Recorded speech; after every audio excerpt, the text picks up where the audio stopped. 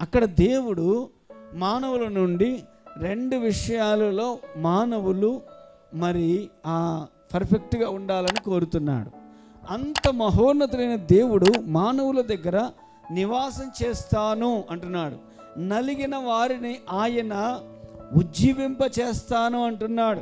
అంటే చీకటిలో, పాపములో, అంధకారములో, శాపంలో, దరిద్రతలో, ఇంకా చెప్పాలంటే శాంతి సమాధానం లేని స్థితిలో ఈరోజు అనేక మంది జీవిస్తూ ఉన్నారు. శాంతి లేని వారికి శాంతిని, సమాధానం లేని వారికి సమాధానం,